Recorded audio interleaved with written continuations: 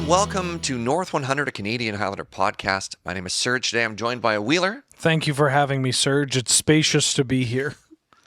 Nelson had a last-minute emergency dad duty, so we're going to be covering this, just the two of us. Which is fine, because after Nelson defended this 2-mana 2/1 lifelink death touch from the commander set, he's on thin ice. If you think we should invite him back on the podcast, let us know down in the comments. Welcome to part 2 of our Outlaws of Thunder Junction set review. We're going to be covering red and green today. A reminder that our set reviews are not exhaustive. We only talk about the cards that we think are going to impact the format or that we think you're going to bug us about if we don't talk about them. We're also going to be including cards from the commander set and the big score. Yeah. Without further ado, Wheeler, start us off. Crackling Spellslinger. 3 red for a 2/2 flash human wizard that says, when Crackling Spellslinger enters the battlefield, if you cast it, the next instant or sorcery spell you cast this turn has Storm. So this sure looks like a commander card. Yeah, 5 mana 2/2. But I wanted to talk about it because it does something incredibly unique. Something that I can't think of another card that does exactly this, and lets you get this card in your like storm line or storm chain in a way that is a lot easier to pull off than, say, I don't know, 1,000 Years Storm, the like 6 mana Guilds of Ravnica card, and all the other equivalents of that, where it's this big thing that says, hey, when this is in play, everything you do beyond this is going to pop off. And it's like, instead, this one says like, no, you like ritual into your Seething Song and then you play your card that you're going to kill them with. And what I like about this card is that while it fills a similar-ish role of like Tendrils of Agony, where it's that one card that is just going to effectively facilitate your opponent dying, it does so off of Lightning Bolt or Fire Ice or any kind of burn spell that you have, where you play out a whole bunch of rituals, cast this card, and then bolt them to the dome. Not to mention the fact that this card can just be played for fair like reasons, like cast this, play a removal spell to muck their board of hate bears or whatever, is pretty interesting. Do you like this even as an enabler? Like, this is your third spell, you Seething Song, get like 15 mana off it with Storm 3 or something? Or is this your finisher? Or, I mean, I guess that's the flexibility this offers. That's one of the parts of this that makes me want to talk about it. Sure. Because, like, Demonic Tutor is at a very low points total right now. And so, well, it's 3, which is pretty low. That's quite low, yeah. At time of recording. Sure. And little behind some inside baseball here, there have been discussions about a Demonic Tutor at 2 points. Not saying, but other shifts are included, obviously. Sure. Okay. We talk about all different types of cards. Of course. But what I mean is, like, Demonic Tutor is at a premium right now.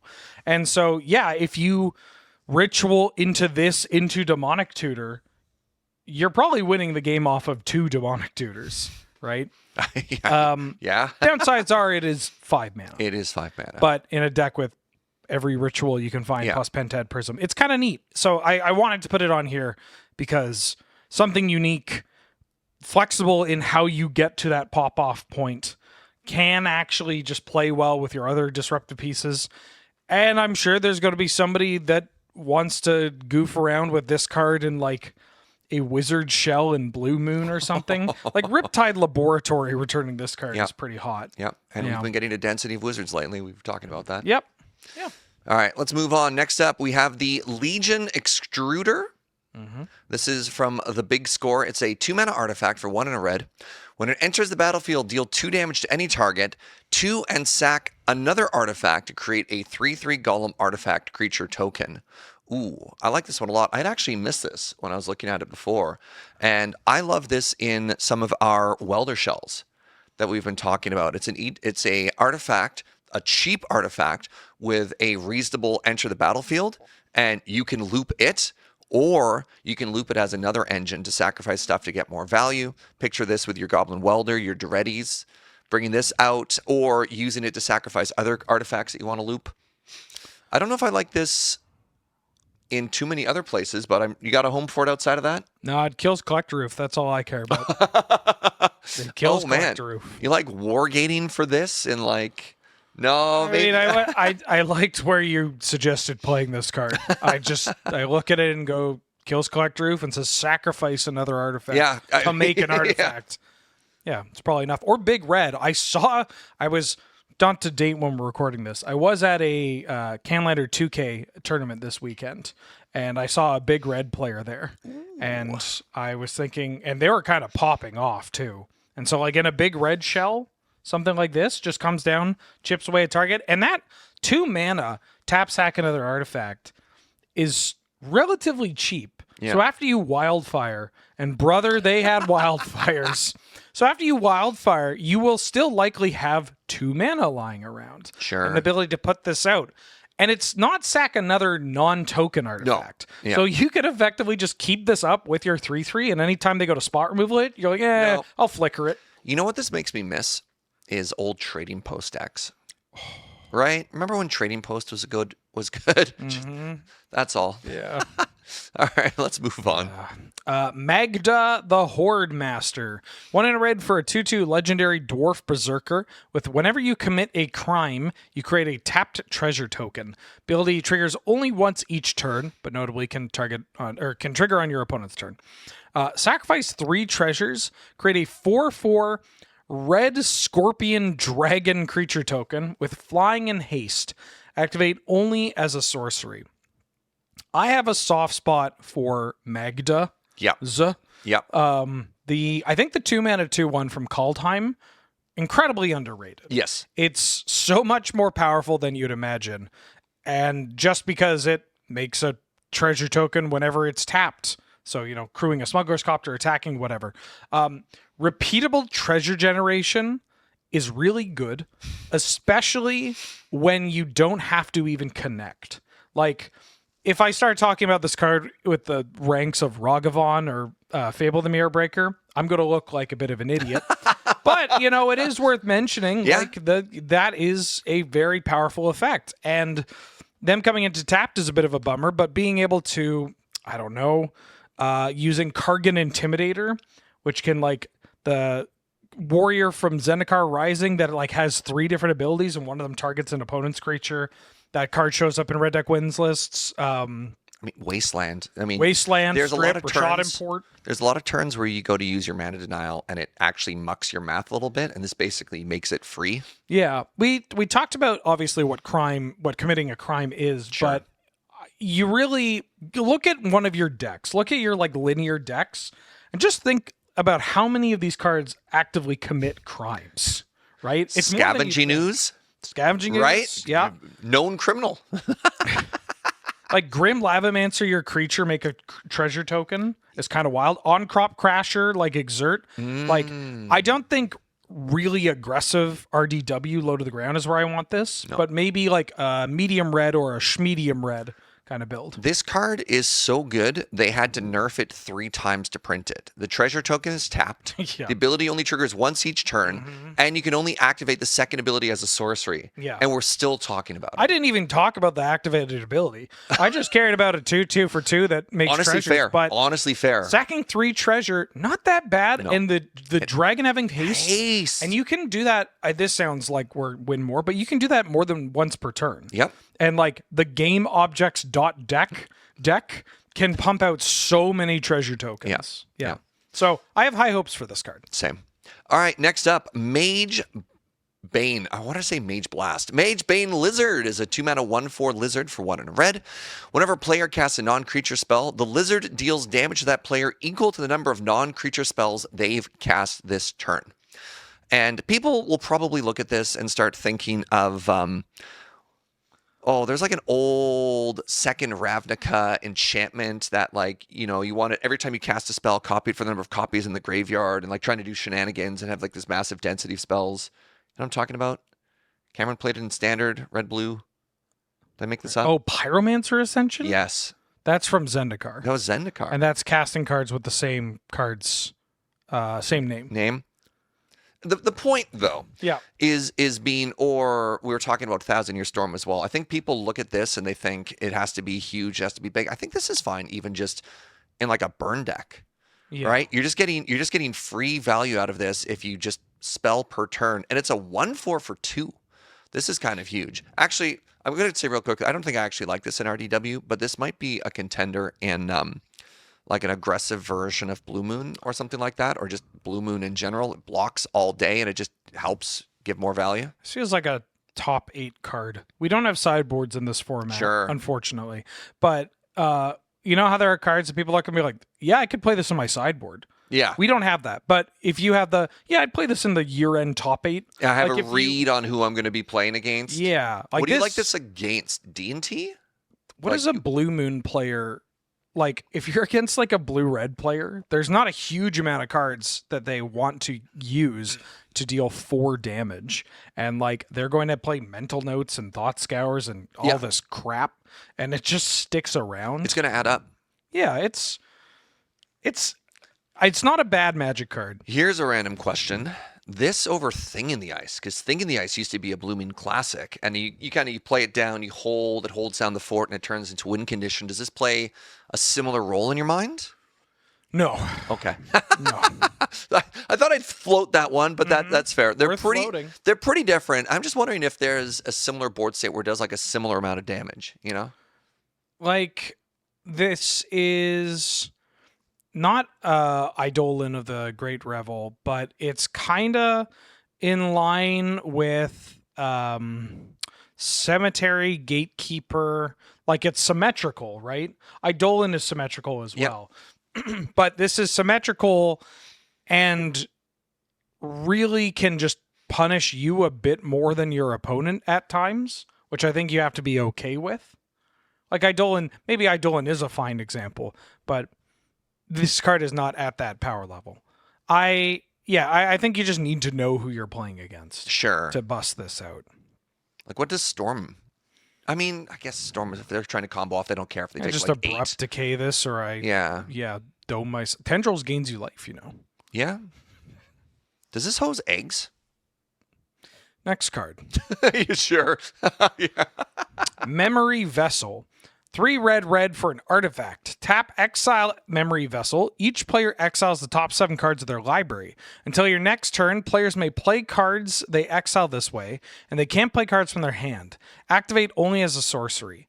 So this is trying to be a fixed memory jar, and I'm so excited to talk about this. Yeah, this is crap, dude. Oh, it is so bad. It is so bad. Yeah, you only play Memory Jar because it's good. Yeah. You don't want a bad version of Memory Jar. Yeah, for what it's worth, bad draw 7s. I don't know what this was. It was supposed to be bunny ears, and then it kind of went like meow. Bad draw 7s have gotten a lot better.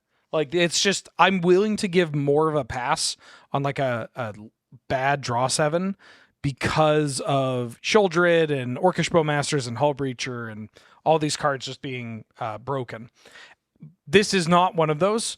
And while this is good into those, the decks where you typically play this type of card, they're not done after Memory Jar. No. They keep going. Yes. And they keep going with more cantrips and tutors. And it's the darndest thing. Cantrips and tutors put those cards into your hand. Yeah. Yeah. It's not good, people. Yeah, you're Don't play also it. giving your opponent 7 cards that they can They use. still get to use. Yeah, no. It's so safe. Yeah, it's... Yeah. Thank you. I'm not asking for Memory Jar. Memory Jar got banned before it even had a shot. But what I am asking is just, Don't think because it looks like a Memory Jar that it's a Memory Jar, right? Yeah. Well, I was going to say, don't let my opponent get anything. Yeah. Let me punish them. Yeah. Love it. All right, next up, we have the Scorching Shot. This is a sorcery for a red. Deals 5 damage to target creature. That's a lot of damage. Kill Sheoldred. Kills Sheoldred. That's all I care about. Yeah. Kills White Plume Adventure after it's gone to the Forge. Red is hard to cast. But man, 5 damage is a lot of damage. Yeah. I don't think this is as flexible as something like Flame Slash. You're not going to put it in as many decks just because it's like This is going to be very tricky to cast in a 3-color deck. 2 is twice as much as 1. It feels like it's more. Yeah, it's so much more. Yeah, red. Let's say it's like 2.5 times as much. It's Even though 2. mathematically that doesn't make sense. We can ignore that. Yeah, it seems harder. I don't know. Pretty straightforward. Yeah, I imagine this will see some play. Not hitting a planeswalker is obviously a bit of a pisser, but killing Shieldred is genuinely like such a big deal for some of these red decks. Yeah. Yeah. Interesting card. Not the worst, but also not super exciting. Move on. Speaking of exciting, Slick Shot Show Off. 1 in a red for a 1/2 bird wizard with flying and haste. And whenever you cast a non-creature spell, Slick Shot Show Off gets +2/+0 until end of turn and has plot for 1 in a red. So this means that this card has a couple of play patterns. 1, you just play this card because it's on curve and you want to get something on the board. And you might not have additional spells, and that's okay. It has haste and flying. It's going to be able to chip in. You may play it and have additional mana to cast spells. And that's pretty cool because, you play this card and then you cast Opt and then you're smacking them for 3 in the air on the turn you play it. Or you plot it. You invest in your future, which is really hard for Izzet Zoomers to get their head around. I just want to dump my hand right now. They just want hot chip and pyrokinesis and it's sickening. But if you plot this and then on a turn where you're like, oh, my opponent's tapped out, play the show off, bolt you, berserk this. Like I'm excited to play this in the prowess deck, the rug blitz kind of prowessy decks. Blue-red, like prowess, will give this a shot for sure. The fact that it's a wizard is genuinely like for Flame of Anor, and honestly in a like really aggressive blitz deck, even playing Wizard's Lightning. Right? Just getting redundancy on your bolt effects. Like, we are at a level where, you got your Dreadhorde Arcanist, you got this, you got obviously... Dreadhorde Arcanist is a wizard, too? Oh, yeah, brother. Are we at the part where we can bring back... What's the land that bounces a wizard? Riptide Laboratory. Do you think Riptide Laboratory is back on the menu? Did it ever leave? I mean yes. Yeah, it definitely did. About a decade ago. Yeah. I mean, maybe the problem is that card is so much of a value engine where I don't know. You don't need to be cute, right? I mean, it's I mean, it's worth mentioning being able to return it and then plotting it is not that bad. You just again go back, you hibernate until it's time to kill them. I'll see you next spring. Yeah. My people need me. I mean, the folks love Kiln Fiend. And they really do. Man, Kiln Fiend with flying and haste. And I mean, Kiln Fiend gets +3. I gotta get this off my chest. A long time ago, I did a set review for Oath of the Gatewatch. That is a long time ago. And there was a magic card in that set called Storm Chaser Mage. It's a blue and a red for a 1/3 flying prowess haste. Yeah. And I was like, this card is the best card in the set. It's so good. And it just took... It was not the best card. Took 12 years to finally prove your point? Or? Well, it turns out just attacking for 1. And then it was expensive to play. It doesn't actually do that much damage. Turns out it's really awkward because they just bolted in response to the prowess. Sure. Really sad. And now we've got that new dragon that gets a +1/+1 counter every time instead. Sprite Dragon. Yeah. That card's good. Yeah, Sprite Dragon's very good. I'm not making the mistake again by calling Slick Shot Show Off the best card from this set. So I have a question for you. But it is close. Is this a young Pyromancer deck in the spells matter, or you think of this as a rug blitz? No, this is more of a combo deck than a... I mean, I'd give this a shot in a spell heavy red deck wins list. There's RDW lists that play the Kessig Flame Breather and Firebrand Archer. It's non-creature, so triggering off all your baubles and Moxen. Yep. And then just a really low to the ground spell heavy version of RDW, no 3s, no mana crypt or whatever. You're playing gut shot, that kind of stuff. I'm killing people with this card when my deck has 29 lands. I'm just surprised you aren't wanting to berserk this. Oh, I'll berserk this. Yeah, okay. Don't sorry. Look, buddy, I'll berserk every creature we've talked about here. All right. Yeah. All right, let's move on to the last red card we're going to talk about today. It is the Stinger Back Terror. This is a 4 mana 7/7 Scorpion Dragon for 2 red. It has flying and trample, and it gets -1/-1 for each card in your hand. But you can also plot it for 2 and a red. I like this a lot, and I think a lot of people are going to look at this card and worry about, oh, it's going to be so wee, without thinking about how quickly you can dump your hand in like a medium red deck. You could also plot this on turn 2 with Ancient Tomb mana and just wait and just let it cook and develop your board. And also, like, if you have 3 cards in hand, it's still a 4/4 flying trample. That's just going to get tougher. Although I would love to see a world in which you attack for lethal and they like Ancestral target you to shrink it. Yeah, it's pretty Or cool. something. That'd be kind of cool. Like, obviously, it has downside. But if you're just looking for a density of thick threats that cast off of Ancient Tomb, I'd play this. Last episode, I talked about how Magic players tend to overvalue flexibility and also undervalue flexibility, right? Sure. Magic players also tend to overvalue big and undervalue big, where like it's just big. People love Gigantosaur because it's so big, or like Steel Leaf Champion or whatever, because it's just huge, right? And then you get to the middle and people are like, why would I ever play just a big donkey? It dies to removal or some crap. And then you get atop that and you're like, oh my God, this just kills them. Yep. Like, it's just, they're dead. They just take what, like, This'll 3-turn people. yeah, Right? Like, yeah. And this is tough as more decks move away, or sorry, as more like decks realize, like, I should just be playing the red version of this list because Lightning Bolt is too good. These big donkeys that get around Pyrokinesis and Fury and even Unholy Heat if you are Hellbent, which is worth mentioning. Pretty appealing. And like the black decks, right? Like you have whatever the Eliminate that can't be countered from MKM. Oh, right. And like Abrupt Decay and stuff. Like there are, you can get around that. You can also dump your hand in response to certain removal too.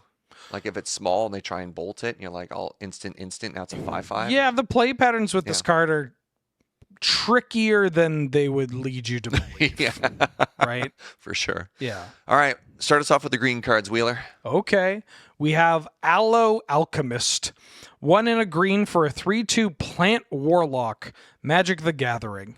Aloe Alchemist has trample, and it has plot for 1 in a green. I'm reading this out of order because when Aloe Alchemist becomes plotted, target creature gets +3/+2 and gains trample until end of turn.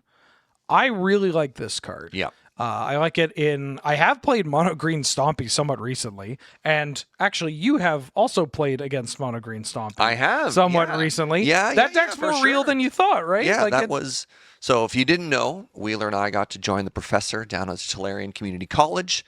We got to hang out and play with Pascal Maynard, and we got to experience Mono Green. And it kills people. But this card could also show up in like that green-white little kid kind of list I was playing.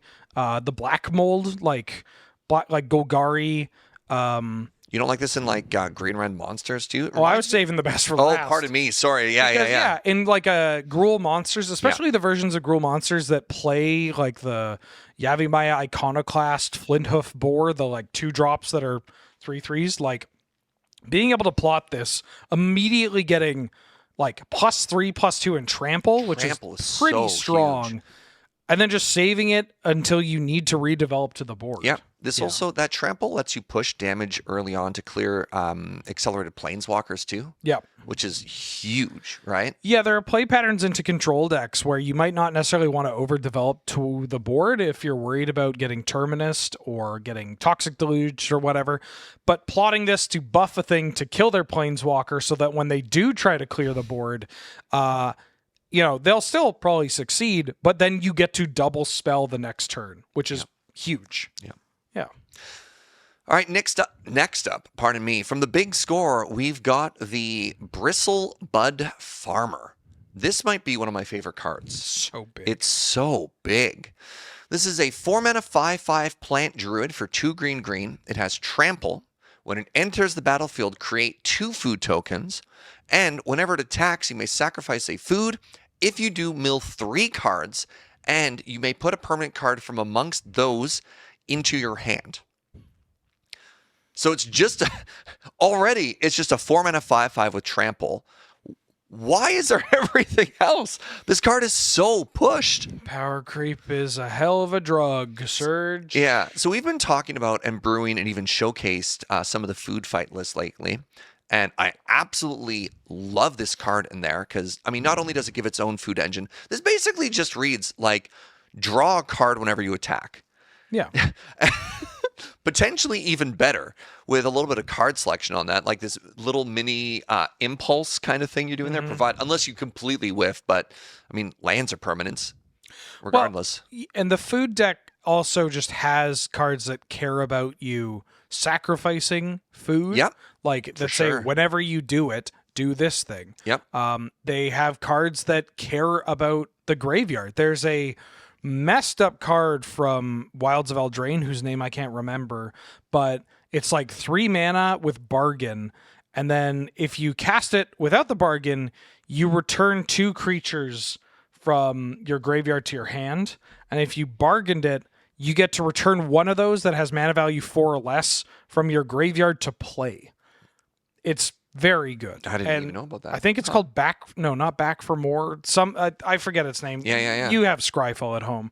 But yeah, so that's an example of a card that uses the graveyard, and there are several others in that deck that can take advantage of it. So my question is, obviously this is a huge win, an instant include in that food deck, and probably one of the best sort of top end threats in that deck, which is predominantly like 2 mana, 2/2 legends.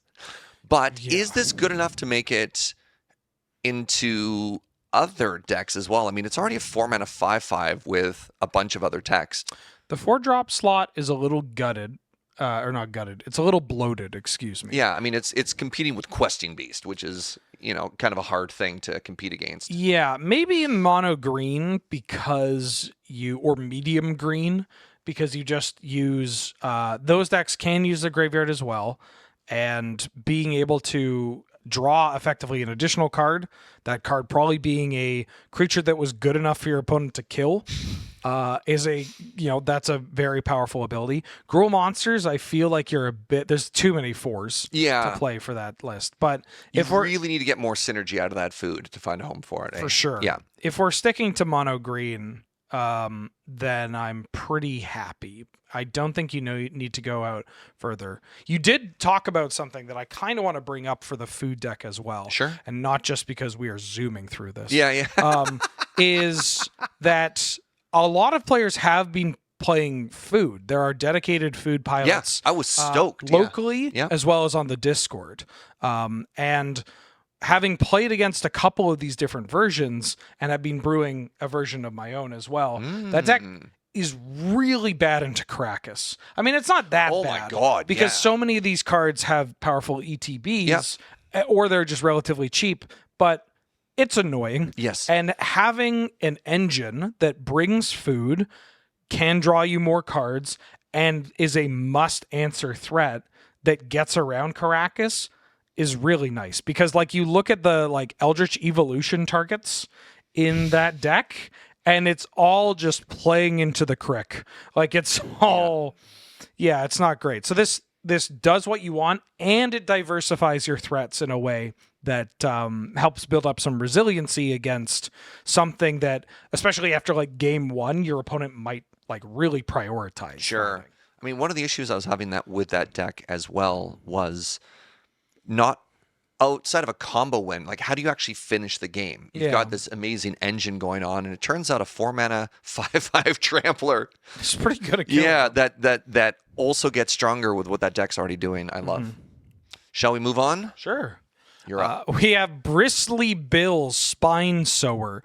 1 and a green for a 2/2 legendary plant druid with landfall. Whenever a land enters the battlefield under your control, you put a 1/1 counter on target creature. And then 5 mana, 3 green, you double the number of 1/1 counters on each creature you control. It says each, to paraphrase Adam, who is screaming a couple rooms down. Yeah, so this card can pop up in a couple of spots. I'm most excited for this in counters, because It puts counters on things, but it can do it on any target. It plays. I imagine there are going to be certain play patterns where this card is going to resemble Luminarch Aspirant, the 2-mana 1/1 upkeep, but a counter, and we'll get back to that card in just a second here. Yes, we will. Yeah. God forbid you throw in fetch lands with this. Fetch lands meaning that you have instant speed ability of doing this, which mucks removal so well. Combat math. Oh my god! You attack with a fetch land, and you're like, great, cool. And then you have a mana sink that reads like, oh, are you like at parity with your opponent on the board? Win the game. Or just like make combat impossible. Or even like, let's say your only creature is Bristly Bill, and you hit your 5th land and it happens to be a fetch land. And you're like, all right, fetch land, 2 counters on Bill, 5 mana. Now there's 4 counters on Bill, and I have this 6/6 running around. That's pretty sick. Outside of counters, which there are a ton of different builds, which have also seen success across, not just locally or within these hallowed halls. There are the decks where like, yeah, the green-white little kid or the green-light lands mid-range, there's like more aggressive could maybe get this, or the red-green one. But I have a sick list that I've been working on for like 4 years. That is aggro loam. Like I'm playing step lynxes, brother. I have missed aggro loam, like the old punishing fire aggro loam. Yeah. Yep. Like we have to Naya or just like Naya. green red. Yeah. Naya. Yeah, Knight of the Reliquary, right? We got Coder, we got Bristly Bill. Are you going into like Countryside I'm Crusher? playing the Crusher. Baby. I'm playing the Crusher. Woo. Are we going as deep as Terravor or no? I think I had Terravor on my list. Yeah, probably. Like, that's a card that coming to a North 100 showdown near you. Benny Wheels is going to try to lose a match with Step Lynx or play to Geopede. I like Bill. Bill's Bristly. It's so funny to look at a card that has landfall printed on it and not think of it as a lands card, because I don't think it's a lands card. It doesn't gain you life, which I think is actually the most powerful landfall ability there is. There's like landfall cards that kill you and landfall cards that give you more time or fuel your fast bond. And this doesn't really do either. Yeah, there are lands cards that can kill opponents in like traditional or more conventional methods, like Knight of the Reliquary or Tireless Tracker, but those 2 cards also do other land-related things that are going to kill your opponent in the way that the lands decks are trying to, where it's like, oh, you were not expecting to have 0 lands, or you were not prepared for a Merit Lodge or whatever. I just want to play this with Gavany Township. That's all. All right, let's move on to the Colossal Rattle Worm. This is a 4-mana 6/5 worm for 2 green. Has flash as long as you control a desert. Has trample. And 1 and a green, exile the worm from your graveyard. Search your library for a desert card. Put it onto the battlefield tapped. And then shuffle. Pretty sure, as far as our format is concerned, we're really only going to be playing this as a 4-mana 6/5 with trample. Which is pretty good. Pretty dang good. I don't really think many of the deserts are going to make a cut here. Man, isn't it wild that we're looking at a 6/5 for 4 with trample and 2 additional upsides, and we're like, nah, I mean, that's just Magic in 2024, right? No. I mean, this is a case where like it is just big. Yep. And people may undervalue that. You see, Magic players are terrible at at undervaluing and overvaluing big here, Wheeler. There are like medium green and medium red. They tend to play deserts. Like Scavenger Grounds, and then Hashep Oasis for green, or Ramanap Ruins for red. So like I could see a Gruul Monsters list that is not playing Moons, that plays Hash Up Oasis, and Ramanap Ruins. So, and but again, the 4-drop slot is just so bloated that playing a big vanilla Doingus is not what you want to be doing. You know what the great way to do this is? Hey, if you're getting started in the format, if you're looking to borrow cards, if your deck's a little threat light, this is a perfectly respectable threat that will kill your opponent. I say this a lot when you look at cards like this. Yep. It's not embarrassing to play this. Not at all. And it's not embarrassing to die to no, this. I'm not. This. It's not I will optimal. Die to this, yeah. It's not optimal, but it will happen. Yeah. And that's okay. And there's going to be one player in your play group who's got the secret tech on deserts, and they're going to love this, and that's power to you. Somebody's going to bust out like this weird blue-green flash deck. And Oh, just, yeah. play this card. You're like, what the hell is Somebody that? might even find a way to make the commit a crime deserts work, right? You never know. You never know. You never know. All right, Wheeler, you're up. Free Strider Lookout. 2 and a green for a 3/3 human rogue with reach. And whenever you commit a crime, look at the top 5 cards of your library. You may put a land card from among them onto the battlefield tapped. The rest go on the bottom of your library in a random order. This ability triggers only once each turn.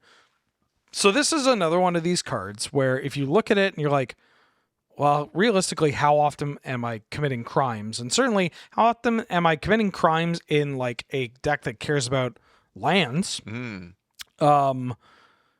wanting to play something like this. And then, like we said, Wasteland, Strip, Rashad and Port, Field of Ruin, Demolition Field, Just Among Land, Caracas. You thought Caracas was a crime before. Oh. Yeah, a lot of ways. Even though it's only one each turn, you Rishi P them on their turn. Exactly. I am very high on this card. I don't think it's great specifically in the like all-in combo version, but I might even test it. But I love this in the mid-range version. Oh my god. Yeah, that deck also struggles with having so many 3-drops. Yes. But there is room for experimentation. The lands mid-range decks have gone through a very odd life cycle where the initiative creatures first kind of pushed out the lands mid-range. Then the lands mid-range decks just started playing the initiative creatures. Then they cut the lands cards. And then the points change happened, and now you can start playing the lands cards again. And so you'll hear people talk about how like, oh, lands mid-range just like isn't a deck anymore. Or it's like it got the initiative killed it, or some kind of doomsaying, which that sounds like quitter talk to me, you loser. Yeah. Like, you're never going to be the premier Lance pilot of format with that attitude. Now, and if 2 washed people are telling you this, well, sorry, that's not fair. You have to have made it to be washed. I don't know why. I'm sorry. Nelson's not here. I would have pointed to him. Yeah, James I don't know. Is right there, Wheeler. I mean, if I'm saying you never had in the first place, James has not read a Magic card. No, he hasn't even tried. Yeah. That man's on 17 lands, if you know what I mean. No, it's just like, I don't know. Instead, maybe I'm just dealt differently. But when I look at a deck and I go like, man, this deck just isn't doing as well. I should try to, innovate or take a different approach. Try something new in the deck. Try a new version of the colors. Like maybe there is another way of approaching this archetype that can attack the current metagame instead of just rolling over and dying like a dog at the side of the road. Like it's bad now. Goodbye forever. Yeah, I don't know. Like Magic cards aren't like that. You might be able to, find that this is the way of like, oh, my deck is play Mana Dork, play 3-drop, that cares about lands, and then you don't get to have a good mana base for the rest of the game, right? Like that is a play pattern that is still quite powerful.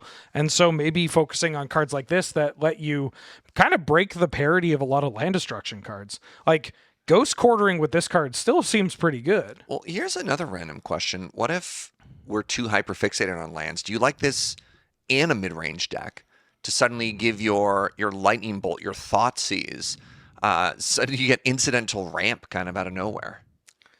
I don't know if I want to go that far because again, you put it in the Rock. It's a 3-drop. I mean, the Rock, like a right? black-green mid-range. You get deck. this on turn 2. You go Elf, this, and then you're off to the races afterwards. Yeah, like this card in Thoughtseize is kind of messed up. Yeah, and that's not just because Thoughtseize is messed up. Yeah, I don't know. Yeah, repeatable crimes that put you ahead of the game are pretty strong. Yeah. Yeah. Also, Secret Reach. God, this gives every card in your deck 2-for-1 suddenly. Maybe. I mean, Maybe. you have to hit a Yeah, land, but yeah. whatever. All right, let's move on. Wheeler. No, I did this card. I mean, I'll talk about gold. Wait, hold on. I'll Did talk. you? Yeah. Oh, Okay, yeah. we both talked. All right, fine. I'll go next then. All right, we got the Gold Vein Hydra. X and a green gets you a 0/0 Hydra with Vigilance, Trample, and Haste. It enters the battlefield with X +1/+1 counters on it, and when it dies, create a number of tapped treasure tokens equal to its power. Did I? No, you got it. No, I read all those words right, huh? Yeah. Wow. You know how sometimes you Green Sun Zenith for Questing Beast and you win? Mm-hmm. I mean, that's the same mana cost right there. Vigilance, Trample, and Haste. It's cool because, I mean, one of the downsides of Highlander, although it is an upside to most people, is that you can only play one of any given card. Sure. And like, I love the idea that in a format like Standard or whatever, you play the first one, it dies, and that makes the second one even bigger, which is kind of hot.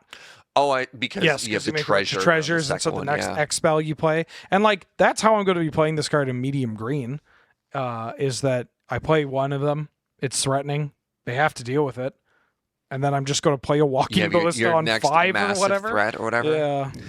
When are you happy to cast this? Because obviously, 5, you're laughing. 4/4 haste. Yeah. Are you happy at? You're not happy at 1. No. Because there's Walking Ballista. You'll put 2 mana down, and it does a lot, which is pretty interesting for an X spell, right? It shoots something, has a chance to grow later on. I feel like this is the type of card that I won't play specifically because I'll misplay it.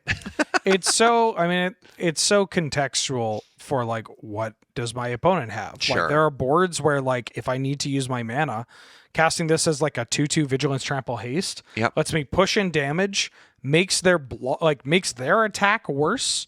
And then if they do attack, like you could play this, smack them. They don't exactly want to block. If they attack, you just trade. Yeah. Or you love trading with or this. even chumping with this and then just setting yourself up for like a Verdurous Gear Hulk or whatever is kind of hot. Yeah. Medium green. Yeah. Counters? Probably maybe. I mean, it's good with elves. It's very good. Dude, there elves. are so many cards and counters. I don't. We recorded a North 100 with it in the past, like, oh god, maybe that was 6 months ago. But still, 6 months, and I feel like I have to rebuild the deck entirely. Sure. Like, it's just, there's so many. The next card, I want to segue to the next card. Do it. Because it's talking about this as well. Ornery Tumblewag. 2 and a green for a 2/2 Brushwag Mount that says at the beginning of combat on your turn, you put a 1/1 counter on target creature. Whenever Ornery Tumblewag attacks, while saddled, you double the number of 1/1 counters on the target creature. And saddle for 2. So when I was describing this card, and its very standard play pattern, is I play a Llanowar Elf on 1. Yep. I play the Ornery Tumblewag on 2.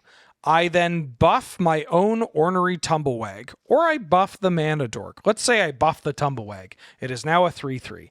I untap. I go to combat. I target my elf to make it a 2/2, and then saddle. Oh no, that you have to target the elf first because of the sorcery. So it does matter. I make my elf a 2/2 on the first turn. I saddle this up, put the counter on the Tumblewag the second turn, attack, and then double the counters on my Tumblewag. So I'm attacking for 4 damage, and I just have this 2/2 dork. So 6 power and toughness across 2 bodies. And you haven't even cast anything on turn And that's 3 not, yet. I haven't cast, my other card. Yeah. We were and then mentioning earlier the 2 mana white card. the Luminarch Aspirant. Luminarch Aspirant. This is just a Luminarch Aspirant on 3, which is amazing. Which Siege Veteran, which is a 3 mana Luminarch Aspirant that has another line of text that does pop up occasionally, but most of the time. Siege Veteran. 2 and a white, 2/2 Human Soldier. Beginning of combat on your turn, you put a 1/1 counter on target creature, and then whenever another non-token soldier dies, you make a 1/1 artifact creature token that is a soldier. What set was that from? Brothers War. Okay, a little bit of an older one. Yeah, pretty. Oh god, you Wait, can't was say. Was that not from a command? Nope, that's from the main set. That's from the main set. Yep. And now Counters has like 4 of these. Like, that's pretty exciting. I mean, I mentioned Gavany Township before. Mm-hmm. This deck is almost certainly green-white. Yeah. Do you splash black for a Winding Constrictor, or just don't make your mana complicated, don't overthink it? I like splashing red for Minsk and Boo, Timeless Heroes. Did you know they could be your 3+1/+1 counters on? Yeah, okay. creature with trample or haste. Okay. And you get Comet Stellar Pup. Does Comet care about counters? No, but have you read that? Yeah, it card? just kills people. It just kills people. All right, well, you made your very cool counters deck mid-range, but whatever, that's fine. Yeah, it's very good. Yeah. I like the counters deck. It keeps getting powerful cards. Yes, They're going to keep printing more powerful cards for this deck. All right, let's move on to the next card, which is the Outcaster Trailblazer. This is a 3-mana 4/2 human druid for 2 and a green. When it enters the battlefield, add 1 mana of any color. And whenever another creature with power 4 or greater enters the battlefield under your control, you may draw a card. You can also plot it for 2 and a green. I love this in green-red monsters.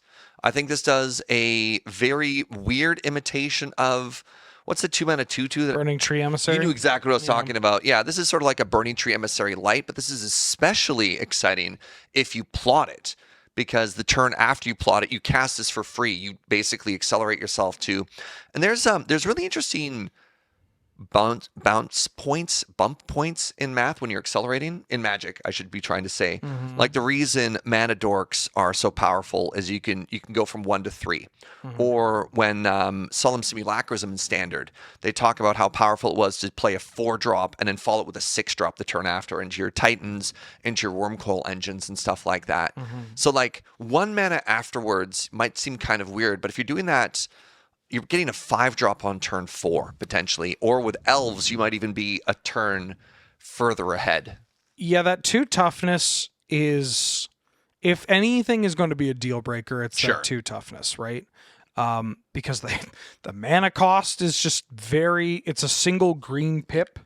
This card's very free. And like playing this on going elf, I like what you were talking about, like power spikes. Yeah. Of like, hitting 3 or hitting 5 in certain decks.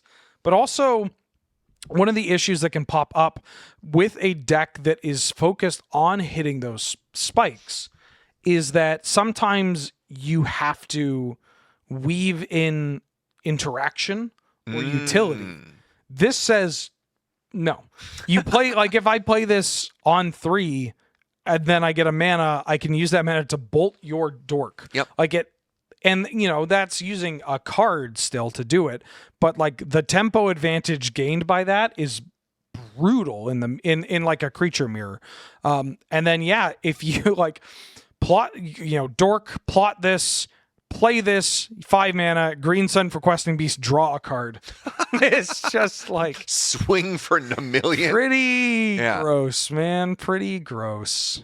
Yeah. But definitely for the aggressive decks. Probably not a mid-range deck. You want to be gunning. Get it? Because it's a Western. Never mind. What? Who? Move on. Railway Next Brawler. 3 green for a 5/5 Rhino Warrior. Railway Brawler has reach and trample. And whenever another creature enters the battlefield under your control, you put X/1/1 counters on it, where X is its power, and has plot for 3 and a green. I am not high on this card. I think it's just a big donkey. That said, Serge once told me that Magic players tend to underestimate big. And this is big. And they know it's big. It's a mythic rare. Which, like, and it does use stuff with counters, but like plot 4 is a lot of mana for a card that does not do much this would not do much with Tolarian Academy, or like even like a Gaia's Cradle deck. You know what I mean? I just feel like it doesn't win the game for you. It's trying to set up other cards to win the game for you, which you don't really need your 5-drops to do, even though this is big. It's not an engine that dips into... It's not an engine that shores up the weaknesses of a strategy. Sure. It's not a haste creature or like an immediate impact, like kill you, you're dead, or modify another creature to kill you. Yeah. It's not an initiative creature, and it's not a planeswalker from a non-standard legal set. So why am I playing it? Yeah. at the top of my curve, basically. I wonder. Hopefully, there's got to be a lot of viewers who are always like, "Yeah, we understand where you're coming from." And other times where we're talking about, "Oh my God, this 5-mana 2/2 with flash, we got to experiment with." But this 5-mana 5/5 with reach and trample, another upside and potential discount. Avoid this one. And they're like, "What are they talking about? It's a Why?" donkey. They're big. It's technically a rhino. But Okay. But yeah, like a big, I don't know. There are a million big idiots out there. Yeah. Yeah. Yeah, I'm with you. I don't like it. Yeah. All right, let's move on to one of the commander cards. This is the Rumbleweed. And one of my favorite things I've noticed from the comments lately is like, oh, let's see if this is another pre-con battle ended by Rumbleweed. That's right. It's another Cradlehoof-ish. Heavy quotations. Very heavy quotation. 11 mana 8/8 plant elemental for 10 and a green. This spell costs 1 less to cast for each land card in your graveyard. It has Vigilance, Trample, and Reach, and when it enters the battlefield, other creatures you control get +3/+3, gain Trample until end of turn. So this is the 5th hoof? Something like that? Depends on your definition of... Exactly. Do we count Pathbreaker Ibex in this house? Sure. I'm not huge on this card, specifically because it doesn't have haste. Yeah. Which is a very, very, very big difference maker on the whole thing. I also don't love how you're supposed to try and accelerate to this. So actual Cradlehoof Behemoth is 8 mana. It's 5 green, green, green. Yep. And then most of the other ones are on that too. This is 11. If you're not a lands deck, realistically, by the time you're going to cast this, even optimistically, by the time you're going to cast this, you may have fetched 2, maybe 3 times. So it maybe puts it in the ballpark of hoof range. But like, it doesn't get increasingly stronger for the number of elves you invest into it, like Cradlehoof Behemoth does. The 3/3 is kind of a neat finisher, but it's not that big. I think it's big, but ultimately dirtily, and I wouldn't play it in lands either. Yeah, my first read of this, I was higher on it. Then I read it properly, and then also realized that they really wanted to just make it's just a commander card. Not this card not having haste. It's just kind of a feel bad, you know. Yeah. Like, I went through so many hoops. Not to be a Magic player complaining about my 11 drop, but you know, I'm doing a lot. Can you give me some haste? No? Okay. I'm off it. All right, next up. Sandstorm Salvager from the Big Score. 2 and a green for a 1/1 human artificer that says when Sandstorm Salvager enters the battlefield, you create a 3/3 colorless golem artifact creature token. Then you can pay 2 and tap, put a 1/1 counter on each creature token you control. They gain trample until end of turn. So that is a powerful effect on a card that has Ancient Tomb mana, that also supplies 2 bodies. And I like all of that. That said, I don't know if Tokens wants this, because Tokens has turned into a very weird... There are a couple different Tokens archetypes running around. The biggest one right now is Mardu Tokens, as people that watched the last year's top 8 would have seen it killing people. And that's a deck that does play a lot of 3s that can single-handedly win the game. And this card could theoretically do that. That activated ability is not okay. It's Trample and permanent buffing. Like Gavany Township on the cards that matter plus trample is so big. I do worry that, again, so many 3s in that deck already. And then this card, it's no Adeline. It's no Goblin Rabble Master. Man, I mean, I'm going to turn on the old the boomer hat again. I do miss Blade Splicer. I miss the simple days where a 3-mana 1/1 with a 3/3 with upside was good. That you could like ephemerate or something. Right? Yeah. Hit it with your Resto Angel. Play this. I mean, if you were somehow on a Splicer, Bant Splicer Blink deck where, you know, you're making Who's your commander again? Sadness. Yeah. A younger version of myself. Yeah. This card would have killed in 2011. Oh my God. Yeah. All right, next up we've got the Smuggler's Surprise. This is a 1-mana instant with Spree. You can tell because it's got the little plus symbol in the top corner. Add +2, mill 4 cards. You may put up to 2 creature and or land cards from among the milled cards into your hand. If you add 4 and a green, so 6 mana total, you may put up to 2 target creature cards from your hand onto the battlefield. And if for an additional +1, creatures you control with power 4 or greater gain hexproof and indestructible until end of turn. This is a lot of modes. And I think when we were originally talking about this, I was a little bit more hyped for it. And maybe I'm just tired now. I'm a little bit lower on it. So the upside to this is Coco. Like the play pattern of Collective Company, you can instant out some very big threats, and it's less restrictive than Collective Company because it's any card that's in your hand. And of course, the way the card works, if you do more than one mode, is you do them in top to bottom. So the cards that you mill, you can return to your hand. So if you maybe only have one card in hand or want to upgrade, you could potentially oops into something big to set it up. The fact that you could also use it as a modal card to protect those threats if you've got infinite mana, or maybe protect, blank removal spell or blank wrath or something like that, does give it some flexibility. But this is a lot of mana. And the decks that have a lot of mana, I don't know if they want this. Yeah, I don't know if this is exactly how I want to go about cheating things into play. Yeah, I think there are just better ways. With your hoof deck or something like that, or man, we should do a Eureka off one of these days. Remember Eureka? I do remember. Oh, Eureka. let's just play that over Smuggler's Surprise. Yeah, like if you build like Gruul, like big cheats, with like sneak attack and whatnot, you can maybe consider this because it's an instant. That's kind of an interesting like setup.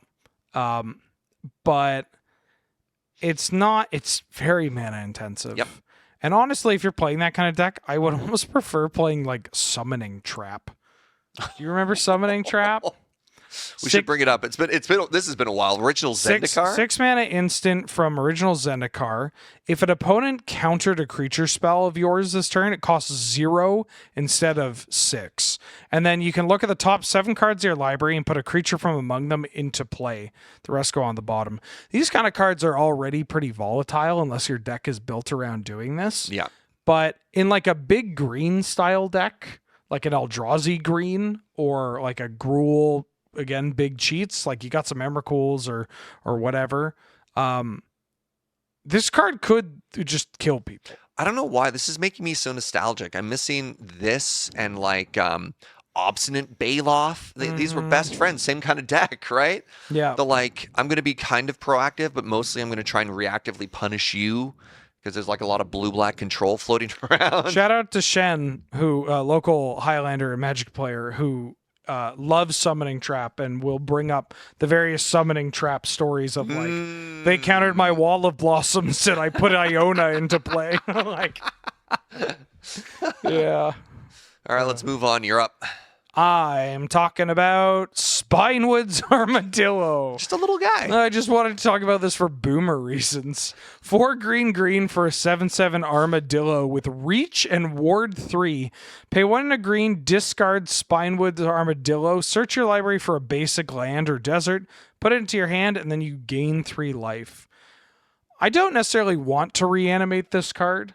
I don't even know if I want a Recurring Nightmare this card. Matter of fact, part of me is regretting putting this card on the list. I just saw this card, and the part of my brain that thinks about Crowsand Tusker started screaming and yelping at me. And I thought, yeah, I should talk about Spinewood's Armadillo. Hey, if you're at home and you get a Spinewood's Armadillo into play, let me know. Potentially by Hypergenesis. Like this could be, I'm talking about some goofy-ish stuff, but you don't exactly want us to be like, well, this is bad. This doesn't go in Jeskai Green.